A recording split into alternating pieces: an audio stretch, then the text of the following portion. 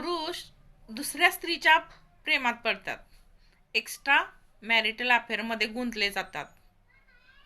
कारण त्याची ती बायको असते, ती घरात सारखं भांडण करणारी, चिडचिड करणारी, प्रत्येक गोष्टीत म्हणजे काय म्हणतात त्याला, प्रत्येक गोष्टीत उणीव दाखवणारी. जर अशी बायको असेल तर पुरुष बाहेर अफेअर करतो आणि बायकोला वाटतं की माझ्यापेक्षा ती चांगली आहे.